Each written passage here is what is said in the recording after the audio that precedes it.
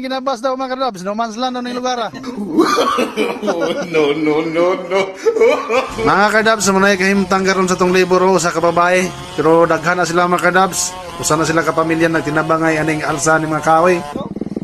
Ay, basbasan po nila dayon, no? Hadlok silang masyord sa galsa. Nahinay lang. Ang galsa, oh. Layo na.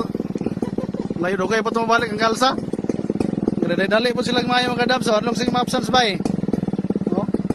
Tinigol-gol ka niya, may itaw na, murong pitik ko, no? Sundangan na, pati nang nagbangag kay siya dala. Balay, wabi, sa balay, wala pa na ipangag. Bahay mo nang gamak doon, bahay mo ka.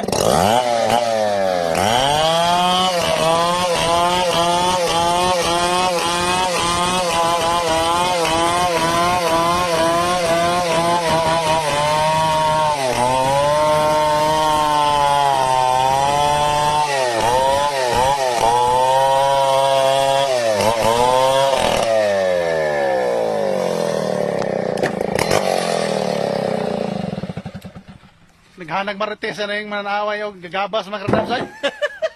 Oh, na kay marites. Maritis. Manalang wakuan pong kahagos pretor kay marites pud gamay baga. Bahala ka ko na itong sinso. Marites pud gid gamay. Samo tanang helper na to. Dos. Way pakan, di pakan si mga dabo. Tiglista Oh. yun. Para si Orgi kayo na Lista na yon. Pero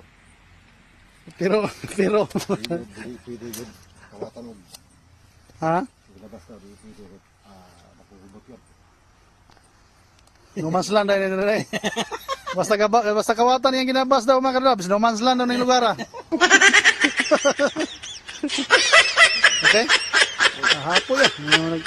Sinsayo na magabas. Mawala ang kagduha tulo. Wala na. Napay ka ba dayo? Duha ka bok? Murag silalay? No. Si Juan. Si Ulong.